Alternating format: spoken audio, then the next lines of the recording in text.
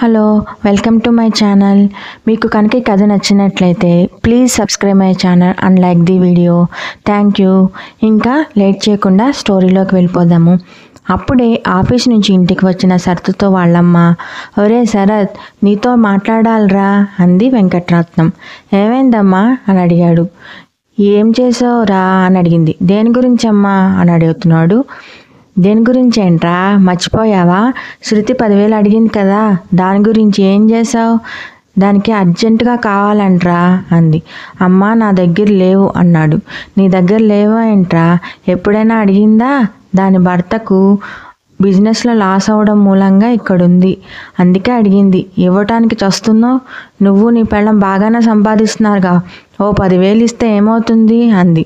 అమ్మ, 3 నెలల నుంచి వాళ్ళు ఇంటి అద్దె, సరుకులకి, పిల్లల ఫీజులకి నేనే డబ్బులు ఇస్తున్నాను. శివాని డబ్బులు కలిపి 2 ఫ్యామిలీలు చూసుకుంటున్నాం. ఇది సరిపోక ఇంకా లోన్ పెట్టి ఇంటిని మెయింటైన్ చేయడానికి చూస్తున్నా.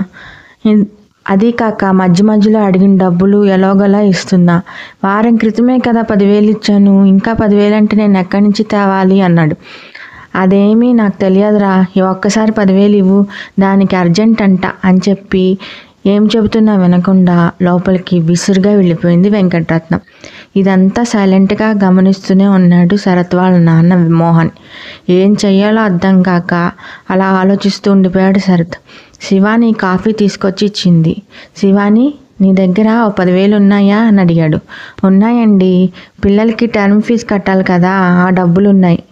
అవి ఒకసారి ఇలా ఇస్తావా అని అడిగాడు. 2 డేస్లోనే కట్టాలండి టర్మ్ ఫీజు అని. నేను ఇస్తానన్నాను కదా, 2 డేస్లో అలాగలా ఇస్తాలే, ఇవ్వు అని కోపంగా వెళ్ళిపోయాడు.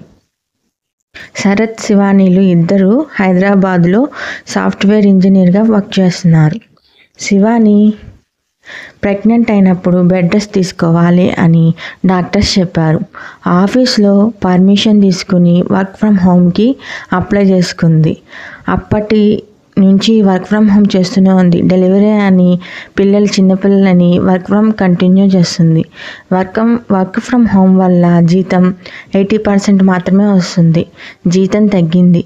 శరత్కి శృతి అనే చెల్లెలు ఉంది.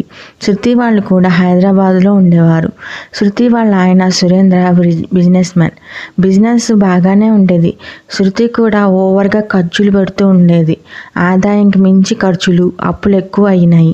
సురేంద్ర బిజినెస్ కూడా దెబ్బతింది. సురేంద్ర ఎన్నిసార్లు చెప్పినా ఖర్చులు తగ్గించుకోమని శృతి వినేది కాదు. ఇలా కొద్ది రోజుల తర్వాత బిజినెస్లో బాగా లాస్ రావటం వల్ల మొత్తం బిజినెస్ అంతా క్లోజ్ చేయాల్సి వచ్చింది. అప్పులు పెరిగి ఆ బిజినెస్ క్లోజ్ చేసి అప్పులు మొత్తం తీర్చాల్సి వచ్చేది. కానీ గడవడానికి ఏమీ లేక గత 3 నెలలుగా సురేంద్ర వాళ్ళకి శరత్ వాళ్ళ ఇంటి అద్దెకి, స్కూల్ పిల్లల ఫీజులకి, సరుకులకి డబ్బు ఇచ్చి ఇంటిని మెయింటైన్ చేస్తున్నాడు. ఇంకా శరత్కి కూడా 2 కుటుంబాల భారం మీద పడేసరికి ఫ్రస్ట్రేషన్లో శివానని కూడా తిడుతూ ఉండేవాడు. ఇంతలో వెంకట్రత్నం శృతికి ఫోన్ చేసి మాట్లాడుకుంటూ ఉన్నారు. శృతి, వాడి దగ్గర డబ్బులు లేవంటమ్మా, వచ్చే నెలలో చూద్దాం అంటుంది. అదంతా అబద్ధమమ్మా. వాడి పెళ్ళం ఇద్దరు జాబ్ చేస్తున్నారు కదా, వాడి పెళ్ళమే ఇవ్వనివ్వట్లేదు. వాళ్ళిద్దరూ 2 లక్షల పైగా సంపాదిస్తున్నారు, డబ్బులు ఉంచుకొని ఇవ్వట్లేదు అంది. అంతే అంటావా అని అంది వెంకట్రత్నం. నిజమేనమ్మా, నువ్వు ఊరికే ఉండు, ఇస్తాడు అంది. శృతి అన్నట్టుగానే శరత్ డబ్బులు వెంకట్రత్నానికి ఇచ్చాడు. ఇందాక లేవన్నావు, ఇప్పుడు ఎలా వచ్చినాయి? నీ పెళ్ళం ఇవ్వనివ్వట్లేదా? డబ్బులు ఉంచుకొని లేదు అని అంటున్నావు, అబద్ధాలు చెబుతున్నావు అని నోటికి వచ్చినట్లు మాట్లాడింది. అంతా విని కోపాన్ని దిగమింగుకుని, ఇవి పిల్లల ఫీజు డబ్బులమ్మా, వాళ్ళకి 2 రోజుల్లో కట్టాలి. నా కష్టం నీకు అర్థం కాదులే, ఇవి శివాని డబ్బులే, దానికి ఏమీ చెప్పలేదు, అసలు దానికి ఈ విషయమే తెలియదు అని వెళ్ళిపోయాడు. అలా చూస్తూ ఉండిపోయింది. ఎందుకే వాడిని అలా సతాయిస్తున్నావు? ఈ మాటలు విని ఎంత బాధపడుతున్నాడో ఆలోచించావా అన్నాడు మోహన్. ఇవన్నీ నాటకాలు. వాడి దగ్గర అంత డబ్బులు ఉంటి కూడా కష్టంగా ఉంటే ఈ డబ్బులు ఎలా ఇస్తాడు? మీరు ఊరుకోండి అని మూతి తిప్పుకొని వెళ్ళిపోయింది. శృతి వాళ్ళ ఇంటికి వెళ్ళింది. శృతి వాళ్ళ ఇంటి పక్క సందులోనే ఉంటారు. వీళ్ళు మారరు అని మోహన్ బుక్ చదువుకుంటూ ఉన్నాడు. ఇలా ఉండగా శృతికి ఒంట్లో బాగాలేదని 1 నెల రోజులు ఇక్కడే తిష్టవేసింది. దీనికి శివానికి పని ఎక్కువైంది. తల్లి కూతుళ్ళు కూర్చుని కబుర్లు చెప్పుకునేవారు. రోజు పొద్దున్నే లేచి తన పిల్లల్ని, శృతి పిల్లల్ని రెడీ చేసేది శివాని. శృతికి 2 పిల్లలు, శరత్కి 2 పిల్లలు, మొత్తం 4 పిల్లల్ని రెడీ చేసి వాళ్ళకి టిఫిన్ పెట్టి, లంచ్ ప్రిపేర్ చేసి, వాళ్ళని స్కూల్కి పంపి, ఇంట్లో పనిచేసి, వర్క్ ఫ్రమ్ హోమ్ చేసుకుని, మళ్ళీ సాయంత్రం వాళ్ళకి హోంవర్క్ చేయించి, పనులు, డిన్నర్ ప్రిపరేషను, అందరికీ వడ్డించడం అంతా అయ్యేసరికి 11:30 అయ్యేది. ఈ పని చూసి పనమ్మాయి కూడా పని ఎక్కువైందని మానేసింది. ఇంకెవరూ ఆ ఇంట్లో పని దొరకబోయేసరికి పని ఇంకా ఎక్కువైంది శివానికి. పని అయ్యాక 11:30కి వెళ్ళి పడుకునేది. ఇది చూస్తూ చాలా బాధపడేవాడు శరత్. కానీ వాళ్ళ అమ్మ వాళ్ళని ఏమీ అనలేకపోతున్నాడు. శివాని, నన్ను క్షమించు, నేను నీకు సహాయం చేయలేకపోతున్నా అని అన్నాడు. ఏం పర్వాలేదండి అని అటు తిరిగి ఏడుస్తూ పడుకుంది. ఇదంతా గమనిస్తూనే ఉన్నాడు శరత్. ఖర్చు ఎక్కువైంది. అదొక ఫ్రస్ట్రేషన్ కూడా ఉంది శరత్కి. ఇక్కడే ఉంటున్నారుగా, అక్కడి ఇల్లు అద్దెకెందుకు, ఇక్కడికి షిఫ్ట్ అయిపోండి అన్నాడు మోహన్ అందరెదురుగా. ఎప్పుడు ఉంటారా ఏంటి, ఏదో ఒంట్లో బాగుండలేదని వచ్చింది, బాగయ్యాక వెళ్ళిపోతారులే అని శివానిని కొరకొరా చూసింది వాళ్ళ అత్తగారు. ఎందుకే ఆ అమ్మాయిని అట్లా కోపంగా చూస్తున్నావు, ఆ అమ్మాయి ఏమి అనలేదు కదా, అంటుంది నేను కదా అన్నాడు మోహన్. ఇదంతా ఆవిడగారి ట్రైనింగే మీకు మీ కొడుక్కి అంటూ తల్లి కూతుళ్ళు 2 గదిలోకి వెళ్ళిపోయారు. శరత్కి కోపం వచ్చి లోపలికి వెళ్ళిపోయాడు. ఒకసారి మోహన్ శరత్ ఆఫీస్కి వెళ్ళి, బాబు మీరు వేరే రాష్ట్రానికో లేక వేరే దేశానికి వెళ్ళిపోండ్రా, మిమ్మల్ని ఇలా చూడలేకపోతున్నాను అన్నాడు. అదేంటి నాన్న అలా అంటున్నావు అన్నాడు. ఇక్కడ నువ్వు ఇలా ఇస్తూ ఉంటే వాళ్ళకి కష్టం తెలియదు నాన్న. శివాని కూడా చాలా కష్టపడుతుంది. నీకు ఖర్చులు పెరుగుతున్నా నీ దగ్గర ఉండి కూడా లేవని అనుకుంటున్నారు అన్నాడు. అదేం లేదు నాన్న, ప్రాజెక్ట్ పని మీద నాకు వేరే ఆఫర్ వచ్చింది, అది ఆలోచిస్తున్నాను వెళ్ళాలా వద్దా అని అంటే, ఇంకేమిట్రా నువ్వు వెళ్ళిపో అని అంటాడు. అది కాదు నాన్న, అమ్మ వాళ్ళు ఇక్కడ ఉన్నారు కదా, చెల్లెలికి బాగుండలేదు కదా అన్నాడు. అది కాదు నాన్న, నీ సంగతి నువ్వు చూసుకో, ఆ పిల్లని చూడు, బాగా స్ట్రెస్ ఎక్కువై సన్నగా అయిపోయింది. పాపం ఆ పిల్ల మంచిది కాబట్టి కష్టాన్ని దిగమనికి ఇవన్నీ చేస్తుంది అన్నాడు మోహన్. అంటే మీకు మీ అమ్మకి కష్టం కాదా అదే అన్నాడు శరత్. అదేం లేదు నాన్న, మేము ఊరు వెళ్ళిపోతాం, అక్కడ ఇల్లు పొలాలు ఉన్నాయి కదా, మాకు సరిపోతుంది. అక్కడ ఉన్నప్పుడు నుంచి చక్కగా ఇంటి పనులన్నీ చేసుకుంటూ ఉండేది మీ అమ్మ. ఇక్కడికి వచ్చాక మీ చెల్లెలతో కలిసి ఇలా పేట్రేగిపోతుంది. ఇంకా మీ బావ ఇంట్లోనే కూర్చున్నాడు, కనీసం ఉద్యోగ ప్రయత్నాలు కూడా చేసుకోవట్లేదు.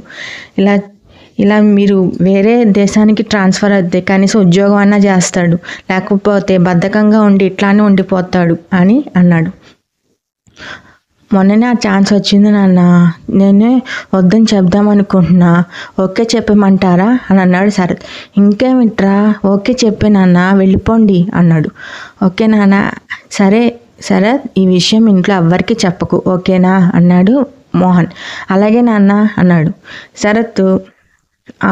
ఆఫీస్లో, సార్ మొన్న మీరు చెప్పిన ప్రపోజల్కి నేను ఒప్పుకుంటున్నాను, నేను అబ్రాడ్కి వెళ్ళడానికి సిద్ధమవుతున్నాను సార్ అన్నాడు. ఇదే గుడ్ న్యూస్ శరత్ అని వాళ్ళ బాస్ ఒప్పుకున్నాడు. ఇంకా 1 వీక్లో నీకు ఏమేమి చేయాలో అన్నీ చెప్తాను అని అంటాడు. సరే, ఇంట్లో నువ్వు పాస్పోర్ట్, వీసా అన్నీ రెడీ చేసుకొని నీకు మీ ఫ్యామిలీ ప్యాకేజ్ ఇస్తాము అన్నాడు. ఓకే, అన్నిటికీ ప్రిపేర్ చేసుకుంటున్నాడు శరత్. ఇంట్లో అందరూ ఉన్నప్పుడు శరత్, అమ్మ నాకు అబ్రాడ్ వెళ్ళే ఛాన్స్ వచ్చింది, నేను శివాని మా ఫ్యామిలీ వెళ్ళిపోతున్నామని. అదేంట్రా, ఎందుకు వెళ్తున్నావు, వెళ్ళొద్దు, ఇక్కడే ఉండు, వెళ్ళటానికి వీల్లేదు అంది. అదేంటి అలా అంటావు, ఆడ అదుగు వదుగు ఉండకుండా ఇలా ఉండమంటావా ఏంటి, వెళ్ళరా శరత్, అలానే అంటుంది అది అన్నాడు మోహన్. అదేనన్నా, వెళ్తేనే నాకు కొంచెం మంచి ఛాన్స్లు వస్తాయి, ఇంకా మంచి జాబ్ కూడా వెళ్ళే అవకాశం ఉంటుంది అన్నాడు. కొరకొర చూసుకుని వెంకటరత్నం శృతి లోపలికి వెళ్ళిపోతారు. ఇదంతా దాని బుద్ధి అని తిట్టుకుంటూ ఉంటారు.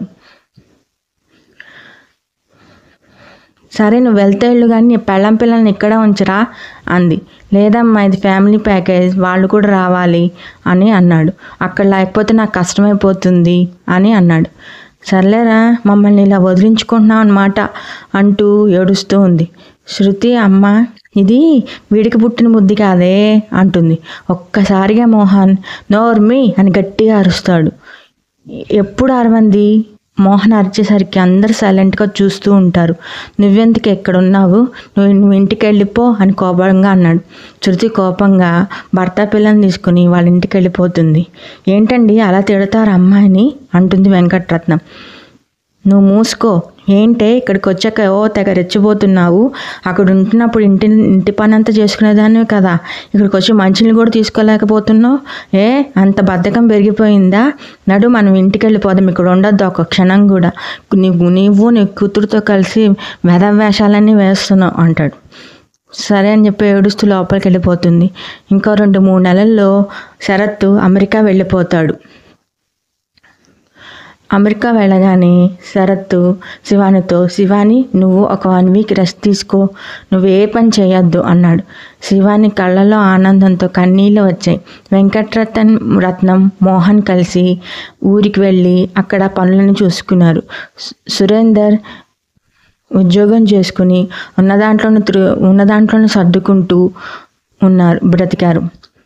ఈ కథ కనుక మీకు నచ్చినట్లయితే please subscribe my channel and like the video. Thank you.